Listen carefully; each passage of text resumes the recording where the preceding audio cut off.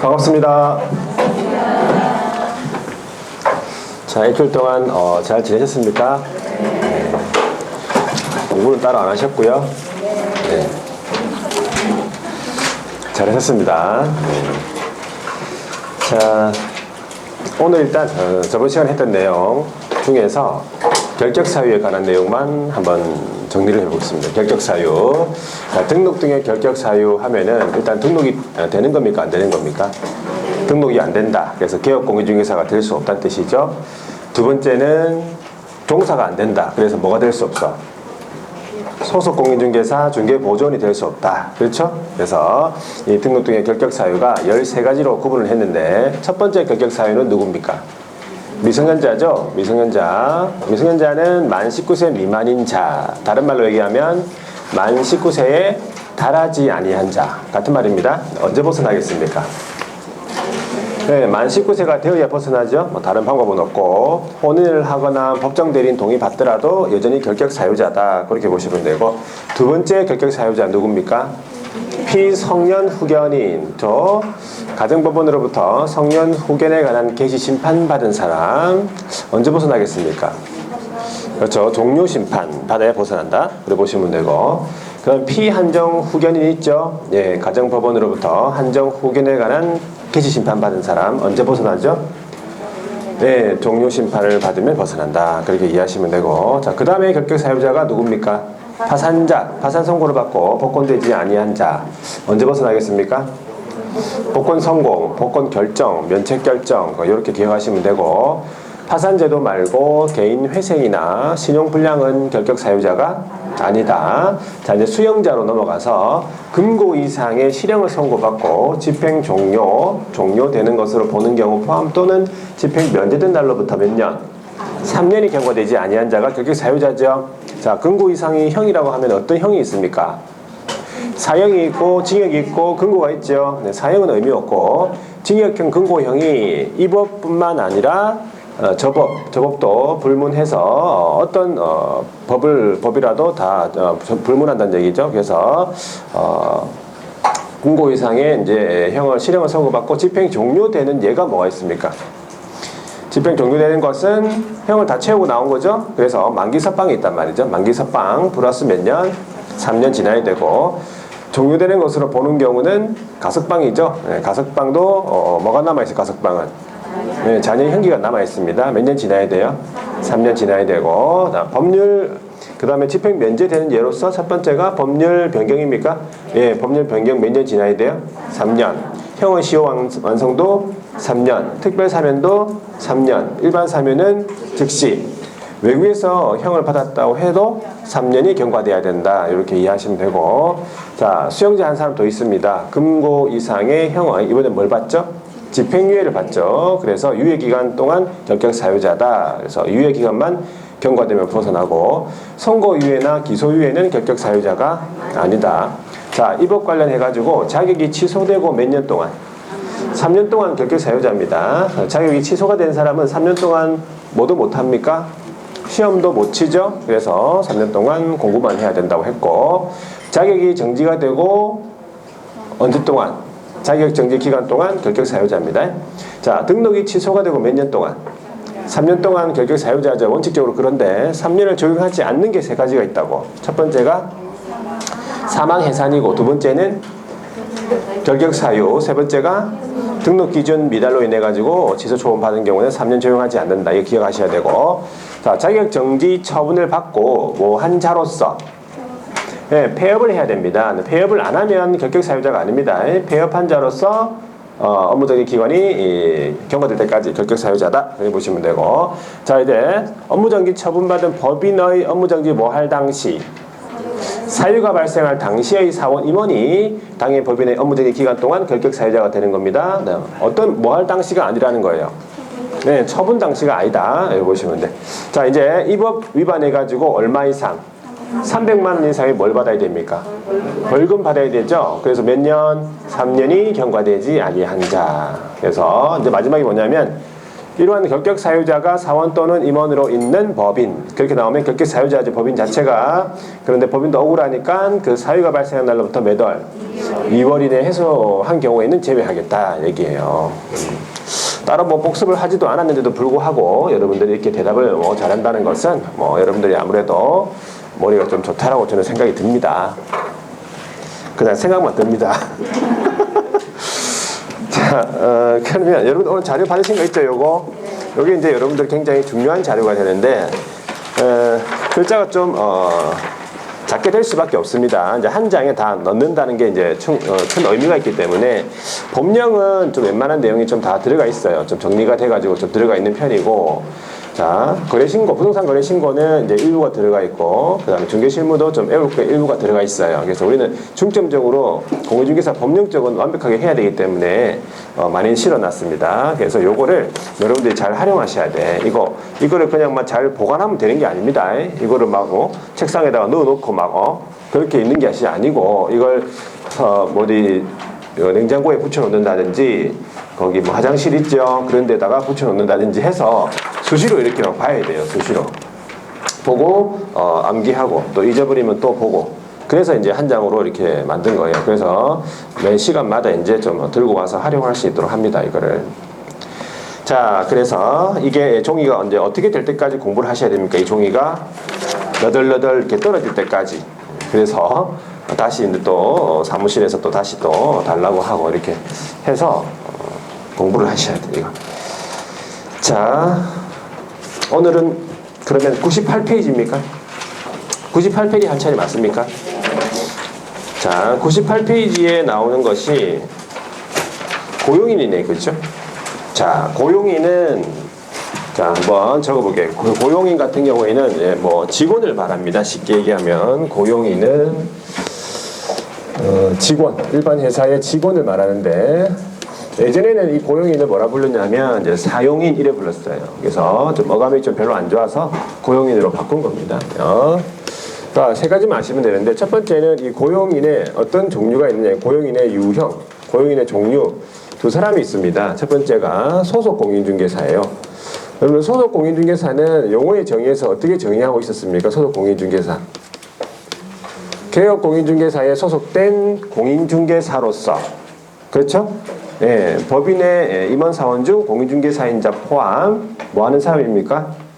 중개 업무 수행하거나 업무를 보조하는 사람. 그렇죠? 공부를 여러분들이 안 하고 있는 게 맞네. 공부를 안 하고 있네.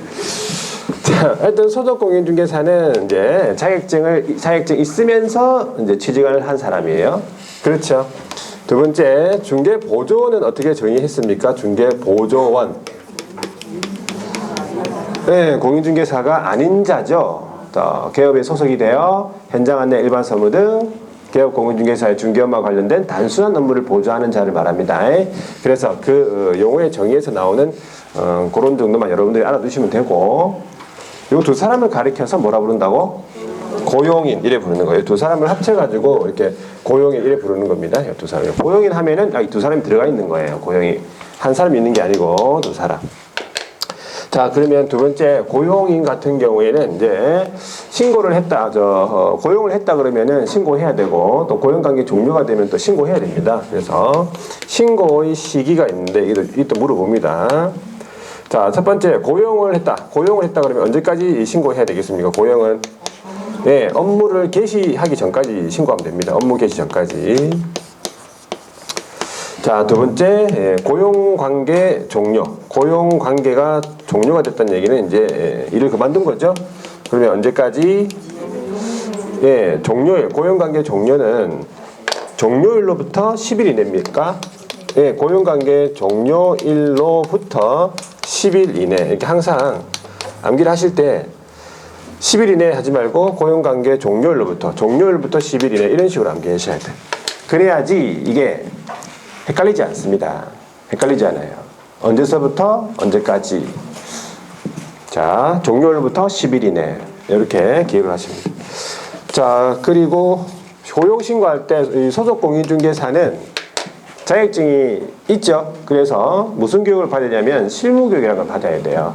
그러니까 개업 공인중개사가 실무교육을 받게 해야 돼. 고용신고일 전 1년 이내에 실무교육을 받게 하고, 중개보조는 무슨 교육? 네, 직무교육을 받게 해야 돼요. 직무교육을. 그리고 자격증을 고용신고할 때 소속공인중개사는 자격증을 첨부하는 것이 아니고 자격증은 어떻게 하겠습니까? 자격증은 항상 똑같습니다. 이 등록관청이 자격증을 발급한 시도지사에게 자격 확인을 요청한다. 항상 똑같아요. 그렇게 보시면 돼요. 자, 그러면 세 번째가 뭐냐면 고용인을 고용했을 때 개업공인중개사는 고용인이 어떤 업무상 잘못을 했다. 의뢰인한테 뭐 손해배상 뭐 이런 책임에 대해서 이렇게 져야 되느냐 마느냐 그게 문제인데 중요한 거는 고용인의 모든 행위가 아니라 고용인의 업무상 행위입니다. 업무상 행위에 대한 누구 책임이냐면 개업공인중개사 책임에 대해서 규정하고 있는데 세 가지의 책임을 지고 있습니다. 지금 고용인을 고용했다는 이유만으로 책임을 져야 돼요. 책임을. 그러니까 제대로 된 고용인을 고용하셔야 돼. 뭐 일 잘하는 사람 있죠? 한 사람이 이제 10사람 몫을 하는 그런 사람들이 있습니다. 제대로 고용을 해야 된다. 자, 그러면 대전제가 하나 있는데 이것도 시험 지문에 바로 들어가는 거죠. 고용인의 무슨 행위? 고용인의 업무상 행위는 자, 고용인의 업무상 행위는 그를 고용한 개업의 행위로 본다라고 되어 있어요. 그를 고용한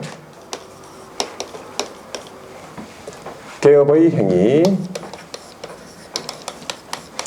자, 개업의 행위로 본다 이 말은 결과적으로 고용인이 한 업무상 행위는 누가 했다는 얘기예요, 이게? 네, 개업이 했다는 얘기예요.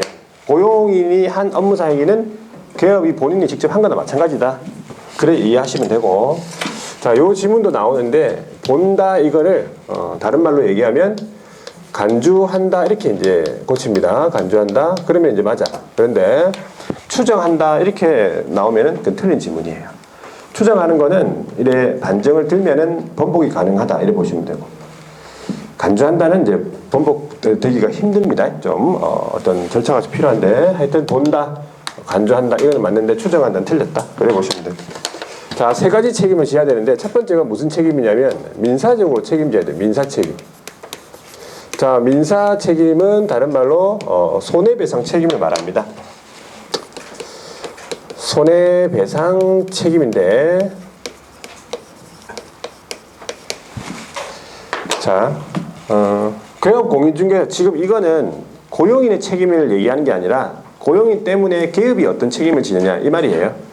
개업이 이제 뭐 잘못했건 안 했건 간에 일단은 민사적으로는 개업공인중개사는 자기의 어떤 고유 과실에 관계없이 무조건 책임져야 돼요. 그걸 무슨 책임이라 합니까? 네, 무과실 책임이라 불러요. 무과실 책임. 그러니까 고의 과실 관계없이 책임져야 돼.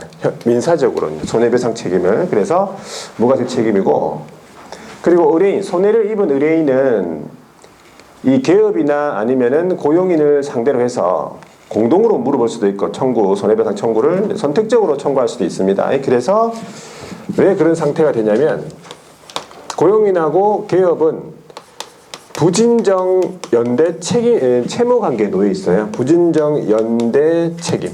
이 말은 뭐 책임을 져야 된다, 안 져야 된다, 뭐 이런 말을 필요 없이 그냥 연대에서 책임을 진다 그 말이에요. 부진정이란 말은. 고용인을 고용했다는 이유만으로였습니다.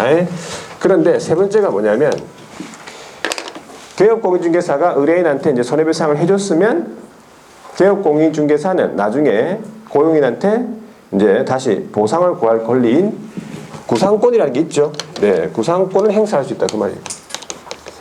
자, 민사적으로는 이렇게 세 가지의 어떤 규정, 세 가지 구상권 행사 이렇게 보시면 돼요. 자, 이제 두 번째가 형사 책임이에요. 형사 책임.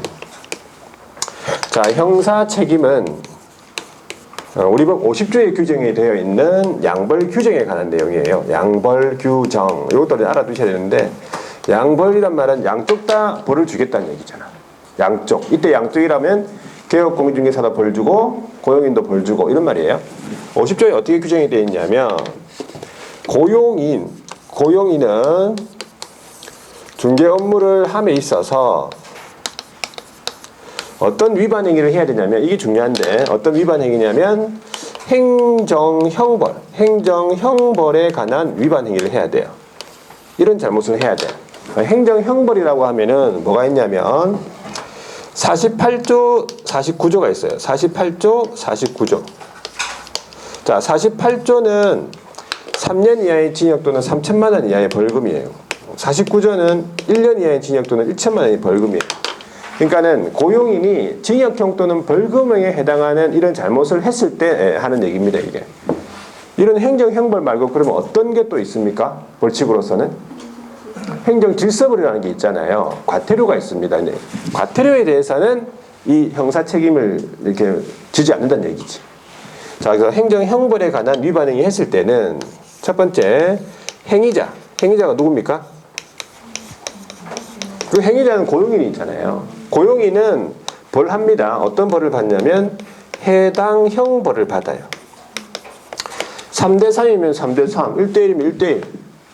그러면 결과적으로 고용인은 징역형을 받을 수도 있고 벌금을 받을 수 있다는 얘기잖아. 자, 그런데 그 개업공인중개사는 해당 조에 규정된 뭘 받냐면 벌금형을 받는다 돼 있어요. 그러면 무슨 형은 안 받습니까? 징역형은 안 받아요. 고용인 때문에 교도소는 안 간다는 얘기예요. 벌금은 낼 수 있지. 자, 예를 들어서 얘도 고용인도 벌금 받았다. 자, 3천만 원 받았다. 그렇다고 해서 이 개업공인중개사도 똑같은 3천만 원 받느냐? 그건 아니에요. 3천만 원 받을 수도 있고 더 적게 받을 수도 있고 그렇다는 얘기지. 금액이 똑같다는 얘기는 아니고. 그런데 이 개업공인중개사가 자, 이러한 행정형벌에 관한 위반 행위를 방지하기 위해서 이 업무에 관해서 상당한 주의와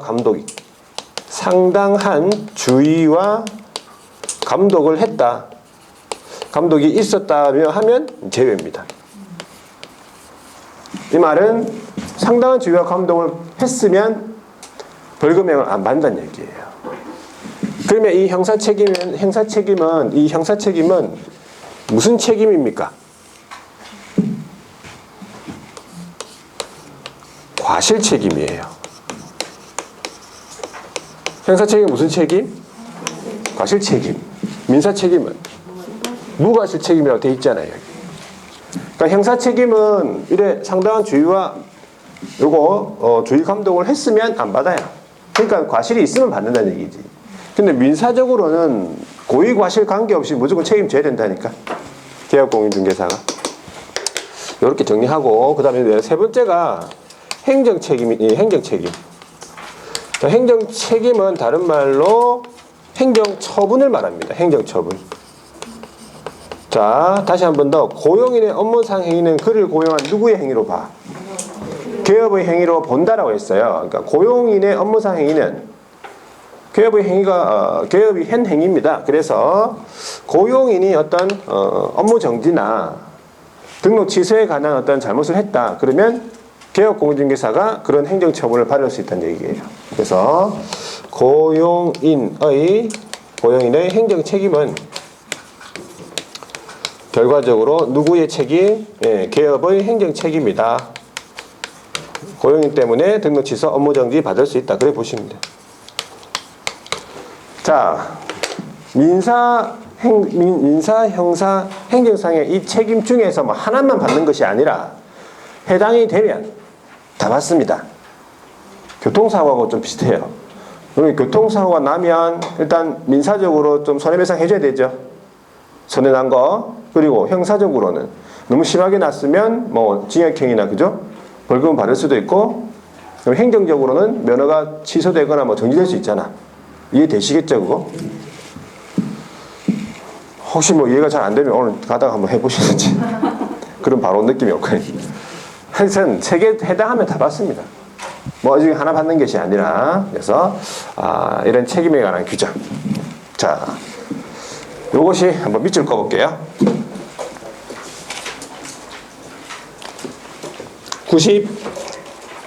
98페이지에 자, 고용인이 누구냐, 그렇죠? 예, 첫 번째 조례는 고용, 소속 공인중개사와 중개보조원, 요거 두 사람 밑줄 거면 돼.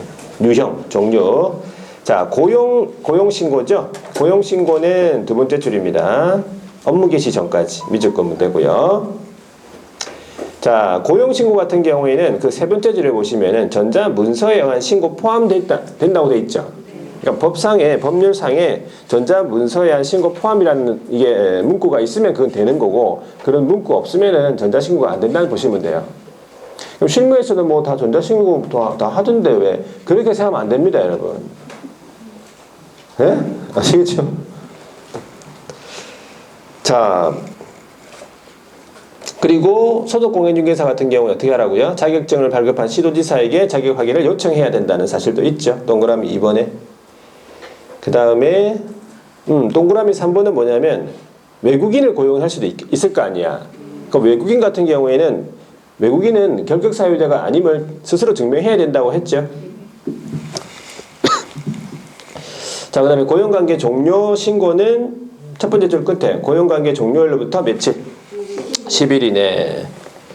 자, 그 밑에 줄에 보니까 전자문서의 신고가 규정되어 있지 않다라고 되어 있잖아. 그러니까는 고용관계 종료 신고는 전자신고가 안 된다라고 생각하셔야 돼요. 자, 오른쪽에 넘어가서 고용관계 종료. 자, 고용인은 제한 없이 고용할 수 있어요. 수요 제한 없습니다. 그리고 고용인을 고용할 의무도 없다는 얘기죠. 너 혼자 다 해도 됩니다, 그냥. 자, 됐고요. 그 다음에 밑에 4번으로 넘어갈게요.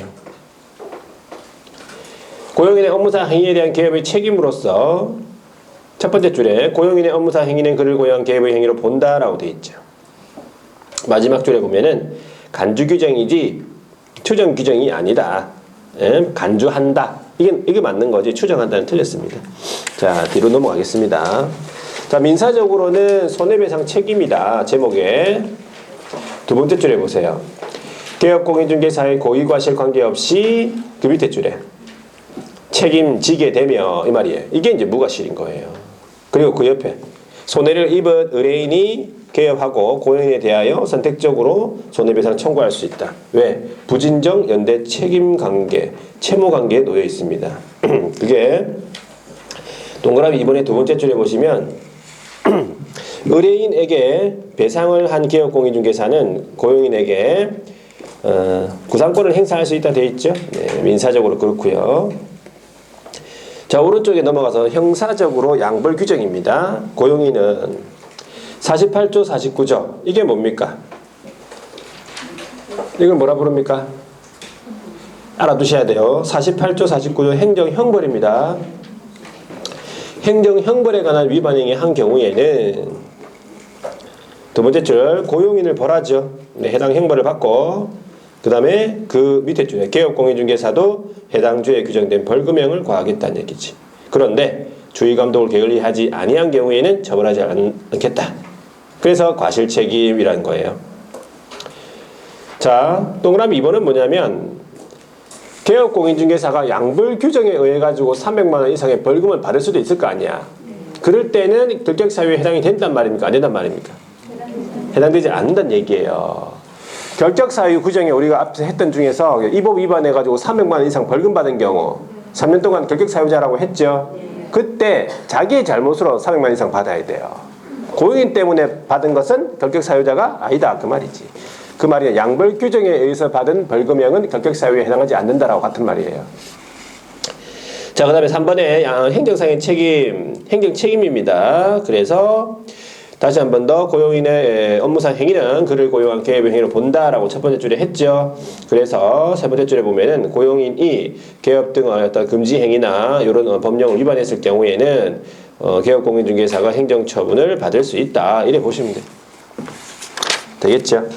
자, 뒤에 넘어가서 103페이지 소식이 하나 있습니다. 소속공인중개사 또는 중개보조원 해가지고 고용관계 종료 신고서가 있으면서 그 밑에 줄에 소속공인중개사의 무슨 등록? 인장 등록도 같이 할 수 있다. 그 말이에요. 되겠습니까? 소속은 고용인 신고 시 인장 등록을 같이 할 수 있다. 이 뜻입니다. 이게 제목이요.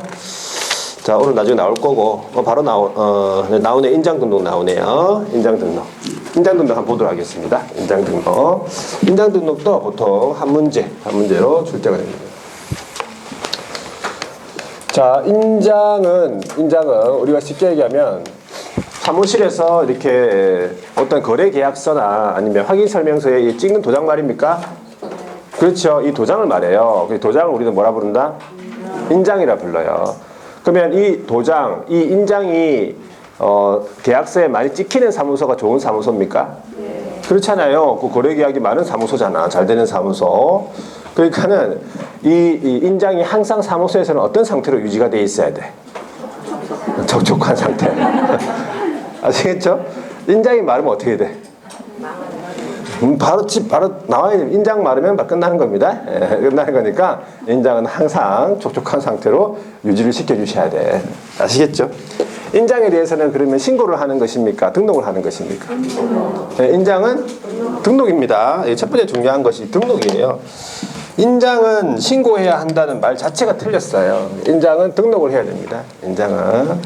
다른 것들은 보통 다 신고잖아. 네, 신고입니다. 중개사무소에 어차피 개설 등록이고 등록제니까. 근데 인장은 등록이라는 겁니다. 자, 중요한 것은 개업공인중개사하고 및 소속공인중개사 이 두 사람, 개업하고 소속 이 두 사람은 공통점이 뭡니까? 공통점이 일단은 제일 공통점이 중개 업무를 수행할 수 있다는 겁니다. 제일 공통점이요. 그래서 중개행위를 함에 있어서 사용할 인장에 대해서 뭐 해야 돼? 등록을 해야 됩니다. 그리고 인장을 변경했죠. 그러면 변경 등록을 해야 됩니다. 중요한 것은 등록 주체가 누구라는 겁니까? 등록 주체가 등록 의무자가 개업하고 소속인 거예요. 그러면 중개보조원은 빠졌네. 중개보조원은 인장 등록 의무가 없습니다. 근데 도장은 팔 수 있습니까? 도장은 팔 수 있습니다. 뭐 중개보조원이라고 뭐 도장도 못 팝니까? 그럼 여기서 이제 그러면 자기가 도장 판 거를 갖다가 거래계약서에 찍어도 됩니까? 안 되고 거래계약서 뭐 거래계약서 뭐 이런데 확인 설명서에 찍어도 됩니까? 찍어도 됩니다. 책임지겠다는데 뭘 또 굳이 찍지 말라고 합니까? 자기도 이 사무소의 일원으로서 지금 하겠다는데 지금 찍어도 되는데 그 이유가 왜 되냐면 법에 중개보조원은 거래계약서에 찍으면 안 된다라는 규정이 없어서 그렇습니다. 찍을 수 있는 이유가 그러니까 그 규정이 없기 때문에 찍을 수 있는 거예요. 그래서 여러분들이 그러니까 규정이 없다 그러면 이렇게 처벌을 못 하잖아. 그러니까 그 규정은 이제 규정이 없으면 그 행위는 할 수 있다라고 그렇게 법적 마인드를 가져가셔야 돼. 되겠습니까? 그래서 중개보조원도 크게 찍을 수 있습니다. 그래서 여러분들 나중에 중개보조원이면 자기도 도장 좀 파달라고 하면 파주세요. 여러분들 자꾸 뭐 소속공인중개사만 파주지 말고. 자, 첫 번째 해야 되는 게 뭐냐면 인장의 등록 시기입니까? 인장의 등록 시기. 자, 인장 등록은 언제 등록해야 되냐면 일단 주체가 누구라고요? 개업 및 소속, 개업 및 소속이 인장 등록 의무자로서 원칙이 업무를 개시하기 전이네. 업무 개시 전까지 인장에 대해서 뭐 해야 되겠습니까? 등록을 해야 된다. 그 말이에요. 원칙이 업무 개시 전인데 예외가 있습니다. 예외적으로 자, 첫 번째가 개업공인중개사. 개업공인중개사는 언제 함께 인장을 등록할 수 있냐면 아까 저번에 개설 등록 신청할 때예요. 개설 등록 신청할 때 신청 시 함께 등록할 수 있고 두 번째 소속공인중개사는 고용인 신고 시 함께 할 수 있어요. 방금 했잖아요. 소식상에 그렇게 되어 있습니다. 그래서 원칙하고 예외가 있다는 게 중요한데 시험 문제에 이렇게 나오면 개업 및 소속공인중개사는 반드시 업무 개시 전에 인장 등록해야 한다. 이래 나오면 틀린 거예요. 예외가 있으니까 반드시 들어가면 틀렸고 반드시 없으면 맞는 거예요. 자, 그러면 두 번째 해야 될 게 뭐냐면 인장의 등록 있죠? 요거 방법 있습니다. 방법 및 그 다음에 절차는 어떻게 되느냐. 그래서 등록 주체에 따라 좀 틀리는데 첫 번째가 개인인 개업이다. 개인인 개업이다. 자, 요 개인인 개업에는 두 사람이 있습니다. 누굽니까? 네, 공인중개사인 개업과 부칙상의 개업. 이 두 사람이 들어가 있는 겁니다. 개인인 개업에. 그렇다면 이 개인인 개업하고 같은 말은 뭐겠습니까? 같은 말.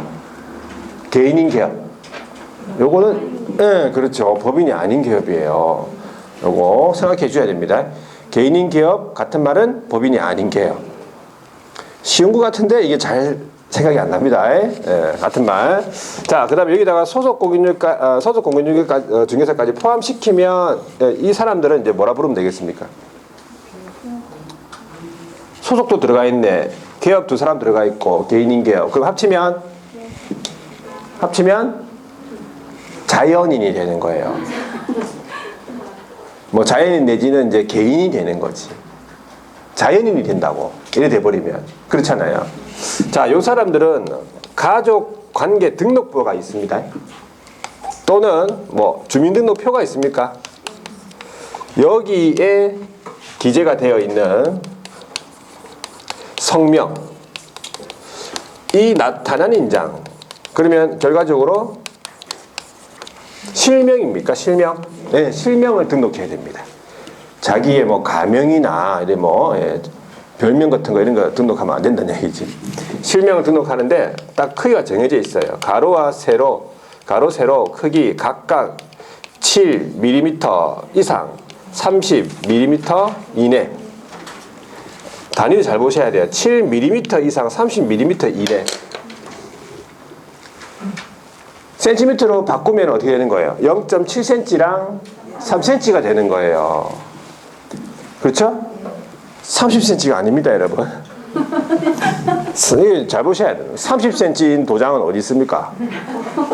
도장집 앞에 있어. 도장집 앞에 그 벽에 바닥에 박혀 있어요. 여기는 도장집이다 그러면서 있어요. 안 그러면 벽에 뭐 붙어 있거나 하여튼 30cm. 자, 개인들은 이런 크기에 대한 규정이 있다는 뜻이에요.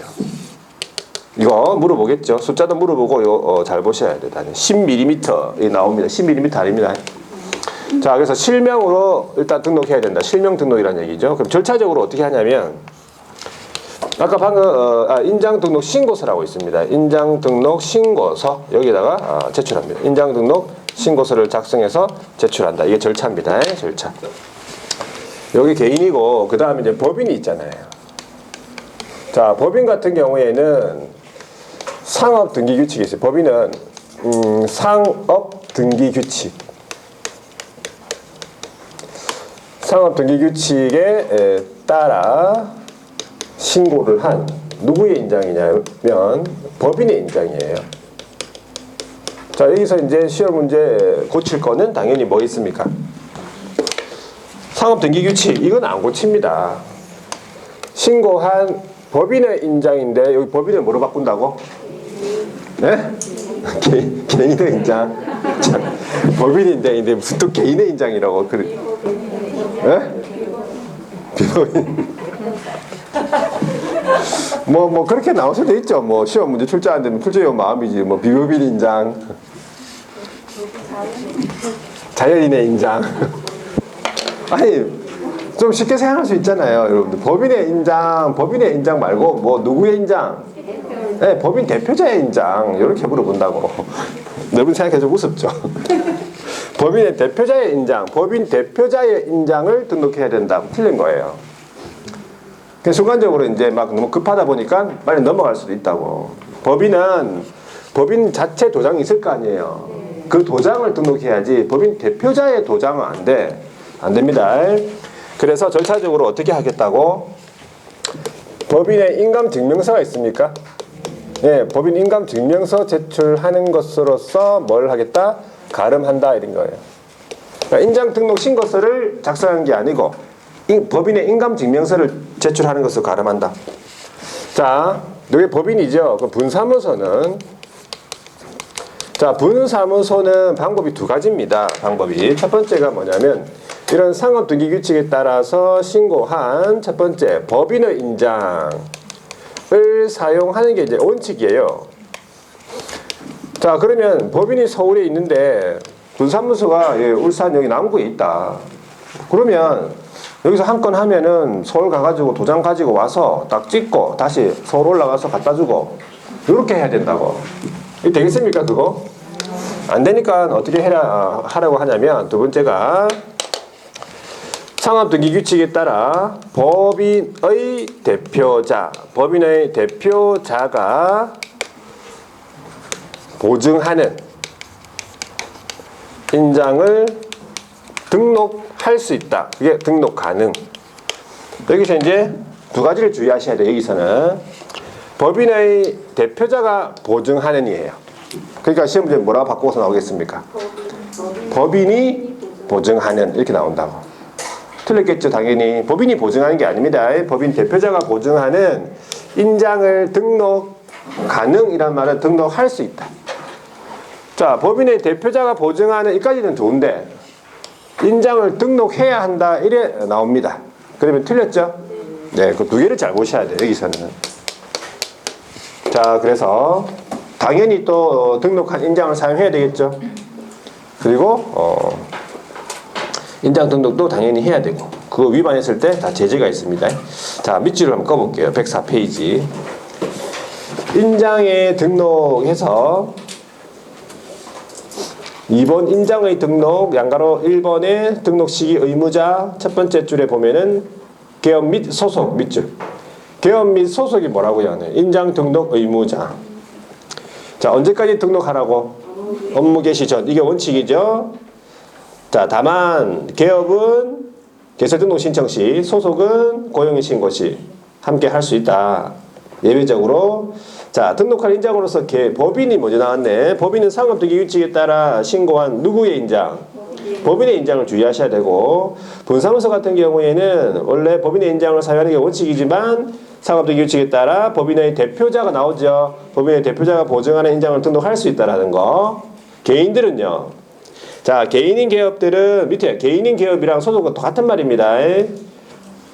가족가게 등록부가 있죠. 또는 주민등록표가 있습니다. 거기에 기재가 되어 있는 성명이 나타난 인장, 실명이라는 소리고 크기가 정해져 있습니다. 가로 세로 각각 7mm 이상 30mm 이내입니다. 소속은 똑같습니다.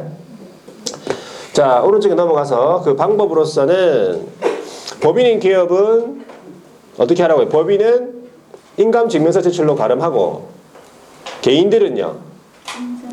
개인하고 소속은 인장등록 신고서를 제출한다. 자, 전자문서에 의한 등록 포함 밑줄. 전자문서에 의한 등록 포함. 인장 변경을 안 했네. 저기서 인장 변경. 인장 변경은 두 번째 줄이네. 변경일로부터 며칠이네? 7일이네. 변경하고 나서 등록하는 겁니다.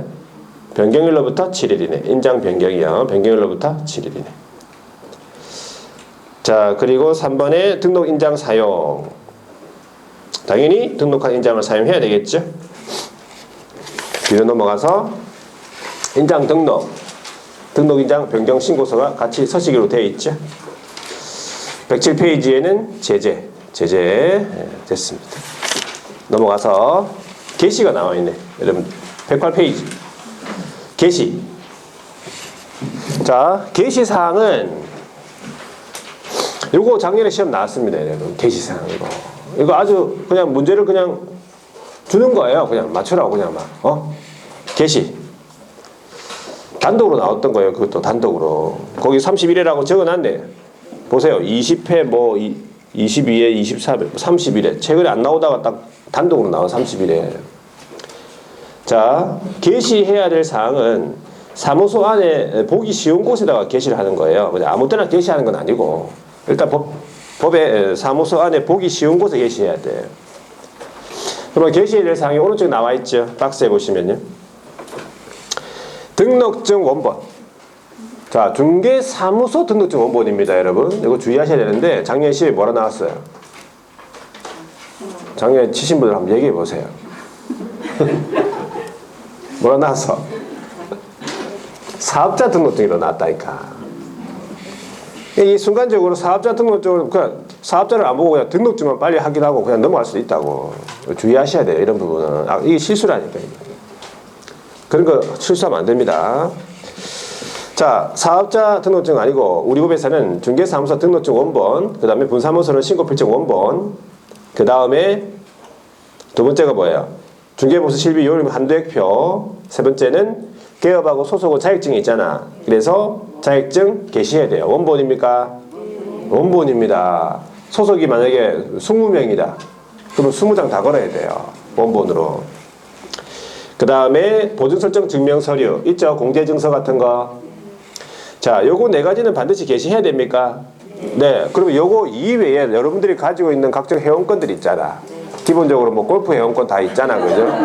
골프 회원권 있죠? 그런 거. 그리고 또 뭐 무슨 회원권이야? 승마 회원권 있잖아. 여러분. 회원권 있죠? 승마. 승마 회원권 있는데 뭐가 없어? 말이 없어. 아직까지 말이 없어요. 지금. 말을 언제 살 건데 지금. 그 다음에 요트 회원권도 있잖아요. 요트. 뭐가 없다고? 요트가 없네 지금. 언제 지금 요트를 사가지고 지금. 그 외에도 뭐 종합체육시설 회원권이나 뭐 이런 거 있잖아. 콘도미니엄 회원권 이런 것들. 자, 이런 것들은 다 뭡니까? 취득세 과세 대상입니까? 세법에 나오죠. 네, 그렇기 때문에 제가 하는 거예요. 세법에 나오기 때문에 알아놔야 돼요. 골콘 종속인가 무엇인가 있잖아. 그거 기억해야 됩니다. 그 외에도 뭐 우리 부산에는 뭐 로타리 클럽 회원권 이런 거 있습니다. 이 로타리 클럽이 보통 들어갈 수 없습니다. 좀 돼야 됩니다. 로타리 클럽 아무나 들어가는 게 아니에요. 이런 회원권들 다 게시해도 됩니까? 왜 게시해도 되는 거죠? 법에 게시하지 말란 말이 없어서 그래요. 골프 회원권은 게시하면 안 돼. 그런 말이 없어서 그냥 게시하는 거예요. 되겠습니까? 그래서 여러분들도 가지고 있는 그런 회원권들, 뭐 자격증 있는 거 있죠? 뭐 다 게시해가지고 막 도배해버리세요.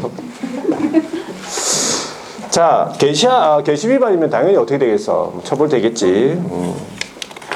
하여튼 이런 의무, 이런 규정들이 다 알고 있으면 나중에 이렇게 여기 암기법 있죠? 거기다가 이제 갖다 붙이면 돼. 그냥 암기법만 딱 외워가지고 붙이면 저절로 이제 다 외워집니다.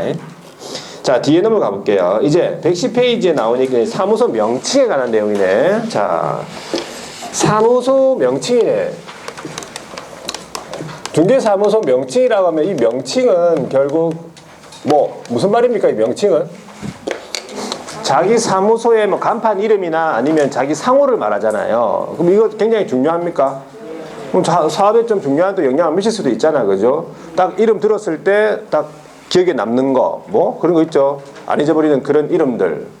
그게 좀 뭐, 그런 거 한번 여러분들이 생각해 본 적 있습니까? 그걸 생각할 단계가 지금 아니라는 거예요. 여러분들. 지금은 올해는 뭐 할 단계라?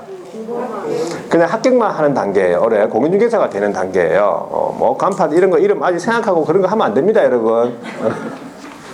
합격하고 나서 생각해도 충분해. 합격하고 나서 11월 달에 아니고 그 시험 당일날 바로 알 수 있잖아요. 다 합격 여부는 시험 당일날 다 나옵니다. 그러니까 그때까지 공부에 전념하고 그날 이제 합격해가지고 합격 점수 나와가지고 이제 뭐 한번 뭘로 해볼까? 한번 생각해 보는 거예요. 그날. 자, 사무소 명칭이 중요한데 첫 번째는 사용해야 할 문자가 딱 정해져 있습니다. 사무소 명칭 두 가지인데 첫 번째가 뭐냐면 공인중개사 사무소, 공인중개사 사무소 또는 부동산 중개 요 둘 중에 하나 써야 돼요. 그것이 또 연결되어 있는 단어로서 행복 공인중개사 사무소 이런 거 뭐 대박 공인중개사 아니면 왕대박 공인중개사 왕을 붙여 왕을 우리 집이 상가가 이제 건영 아파트 상가인데 건영 뭐 공인중개사 있더라고요. 원래 건영 공인중개사 있었어요. 건영 부동산 중개 건영 공인중개사 사무소. 근데 그 옆에다가 건영짱 공인중개사 사무소. 어느 순간 이렇게 체크해가 이렇게 딱 해가지고 짱 적어놨더라고요. 그래서 건영을 하고 싶은데 그 옆에 건영이 있으니까 짝을 붙인 거야. 그래서 그렇죠. 뭐 한 글자로 틀리면 뭐 되는 거니까 일단은 하여튼 그래서 둘 중에 하나 써야 되는데 추천드리는 이름이 항상 제가 말씀드리는 게 있어요. 추천드리는 거 기억하실런지 모르겠지만 공인중개사 사무소인데 한 글자입니다. 뭐 글자가 뭐 많으면 좋나 그죠? 뭐 한 글자 딱 기억날 수 있는 이름 쑥 공인중개사 사무소. 쑥이라는 말은 이게 먹는 쑥이 아니고 일로 쑥 들어오라고 하는 뜻이에요. 쑥 공인중개사 사무소. 이게 추천드리는 이름이에요. 쑥. 괜찮습니다. 이거 뭐 딱 바로 기억나잖아. 이거 누가 잊어버리겠습니까? 이거를 들으면 쑥 공인중개사 사무소 되겠죠? 예. 이거 한번 해보세요. 자, 그런데 이제 두 번째가 뭐냐? 그 다음에 요 문자는 당연히 법인도 이 문자가 들어가야 돼요. 자, 근데 부칙 같은 경우에는 이 둘 중에서 하나는 못 씁니다. 부칙은 뭐를 못 씁니까? 공인중개사 사무소를 못 씁니다. 부칙은 공인중개사가 아니기 때문에 요거만 써야 돼요. 여기. 그리고 당연히 개업 공인중개사가 아닌 사람은 이런 문자들을 쓸 수가 없습니다. 그리고 이 유사한 문자도 쓸 수가 없어요. 개업이 아닌 사람들은 그 판례에 나와 있고. 자, 개업 공인중개사가 5개 광고물, 요거는 쉽게 하면 간판을 얘기하는데 5개 광고물을 설치할 의무를 부담하지 않는다고 돼 있어요. 조심하셔야 돼. 간판을 설치 안 하고 무슨 사업을 하노 하면서 뭐 주관적인 감정을 넣어서 문제 풀면 안 된다고. 그러니까 5개 광고물을 설치할 의무가 없다. 이게 맞는 말입니다. 설치할 의무를 부담하지 않는다. 이게 맞는 말이에요. 자, 그런데 법에는 뭐라 나와 있냐면 5개 광고물을 설치한 경우에는 이렇게 나와 있어요. 설치한 경우에는 어떤 의무를 부담하냐면 등록증 있죠. 중개사무소 등록증에 표기된 누구의 성명? 네, 개업 공인중개사 개업의 성명을 표기해야 된다. 성명 표기. 이 의무는 있어요. 개업 공인중개사의 성명 표기. 자, 법인 같은 경우에는 누구 성명? 법인은 당연히 대표자 성명이겠죠? 군사무소는요? 예, 책임자의 성명입니다. 이것도 잘 보셔야 돼. 자, 그 크기는 어느 정도? 두 번째. 크기는 몇 센치 정해진 거 없어. 그냥 인식할 수 있는 크기예요. 인식할 수 있는 정도의 크기다. 인식할 수 있는 정도의 크기예요. 이거 기억하셔야 돼. 자, 인식할 수 있는 정도의 크기. 어떤 식으로 하면 되겠습니까? 예를 들어서 이런 식으로 하면 돼요. 자, 항상 말씀드리는 소장 내지는 대표 이런 식으로 적으면 됩니다. 소장 대표 노란색이에요. 소장 내지는 대표 김말려 이런 식으로. 김말려 안 계시죠? 김말려는 잘 없습니다. 그래서 하는 거예요. 김말려 혹시 모른다. 계실 수도 있겠죠. 김말려는 누구냐면 제가 고등학교 때 여자 체육 선생님이에요. 김말려 성함이에요. 김말려. 지금은 고등학교 때 체육 선생님이니까 지금 연세가 좀 많으실 거 아니야? 아닌가? 제가 고등학교 졸업한 지 꽤 됐습니다, 여러분. 94년도에 졸업했어요. 고등학교. 꽤 됐죠? 예. 그러니까 연세가 많으시지, 지금. 제가 봤을 때는. 자, 그래서 저도 살 만큼 좀 살았습니다, 지금. 한 반평생은 살았어요. 반평생밖에 안 남았다고, 이제. 바른 사람 같아요, 내가 봤을 때는. 그렇잖아요. 자, 하여튼, 이런 식으로, 뭐 소장 김말려, 대표 김말려, 이런 식으로 적으면 됩니다. 네. 자, 근데 시험 문제 이제 개업의 성명 표기 의무 있죠. 근데 전화번호를 표기해야 된다 이런 거는 전화번호를 표기해야 된다 그런 건 없습니다. 그런 의무가 없다고. 전화번호 표기 안 하고 무슨 사업을 하노 그러면서 문제 풀 때 막 궁시렁궁시렁하면서 그렇게 풀면 안 됩니다. 이거는 객관적으로 풀으셔야 돼. 법에 뭐 없으면은 안 하면 되는 거예요. 자, 그러면 나는 나는 좀 특이하게 좀 간판에다가 사진을 붙이고 싶다. 됩니까? 사진. 여러분들 사진 붙이면 되겠습니까? 한번 붙여보세요, 그러면. 자신 있으면. 괜히 이래 쑥 들어올라 하다가 사진 보고 안 되겠네 그러면서 그렇게 되는 수가 있으니까 여러분들 신중하게 생각하셔야 되는데, 여기 계신 울산에 여기 계신 분들은 다 뭐 웬만하면 지금 다 되겠네. 일단은 뭐 요 상태, 마스크 요 상태에서만 눈을 보니까 눈은 다 아주 맑아요. 저번에 말씀드렸죠. 제가 저번 주에 말씀드린 것 같아. 이번에는 아예 처음부터 마스크를 끼고 들어오시기 때문에 누가 누구인지 잘 모릅니다. 눈만 봐가지고는. 그래가지고 저도 나름대로 상상하잖아요. 얼굴을. 근데 한 번씩 이제 뭐 물을 마신다든지 이렇게 할 때 보면 깜짝깜짝 놀랄 수도 있어요. 그래 나중에 놀라지 않게 조금씩 공개를 하세요. 오늘은 코까지, 그 다음에 다음 주에는 어느 정도 위에까지 그렇게 조금씩 공개하셔야지 너무 나중에 확 공개해버리면 놀라는 수가 있으니까. 농담입니다. 농담이고. 하여튼 여러분들 좀 빨리 좀 마스크를 좀 벗고 그죠? 편안하게 좀 수업 좀 했으면 좋겠네, 그지? 예. 자, 하여튼 사무소 성명에 관한 내용인데, 나 사무소 명칭에 위치로 한번 꼽을게. 그러면 110페이지. 자, 110페이지의 제일 마지막 줄에서 두 번째 줄 보면은 공인중개사 사무소 또는 부동산 중개를 써야 된다고 했어요. 이제 둘 중에 하나 써야 되고, 개업이 아닌 자는 이러한 문자라든지 이러한 유사 명칭을 사용할 수가 없다라는 거. 그리고 자, 그 다음에 오른쪽 페이지에 자, 제재는 안 볼 건데 그냥 다시 한번, 제재는 안 보는데 양가로 2번에 동그라미 1번에 보시면, 자, 개업공인중개사가 오기가거모를 설치했을 때는 뭘 표기하라고? 등록증에 표기된 개업의 성명을 표기해야 된다라는 거 기억하면 되고, 그 다음에 개업이 아닌 자, 아까 했죠. 개업이 아닌 자는 이러한 문자, 그 다음에 유사명칭을 사용할 수 없다라는 거. 자, 그 다음에 다음 장 넘어갈게요. 다음 장 넘어가서 개업이 아닌 자라고 되어 있네. 개업이 아닌 자는, 자, 개업이 아닌 자는 두 번째 줄에 발품 부동산 및 부동산 카페라고 이런 식으로 이제 표기를 할 수가 없다는 얘기예요. 이걸 표기를 하게 되면 일반인으로 하여금 이 단어를 보면 이 사람은 공인중개사인갑다라고 오인할 수도 있다, 그 말입니다. 유사명칭입니다. 그리고 3번에 보시면 개업공인중개사의 성명 표기 의무 있네, 그죠? 두 번째 줄 인식할 수 있는 정도의 크기. 법인은 누구 성명? 대표자. 분사무소는 책임자의 성명. 자, 이런 식으로 사무소 명칭에 관해서 이런 문자를 위반했다, 아니면 오개광고물의 성명 표기를 안 했다든지 거짓 표기를 했다, 그러면은 위반한 거죠.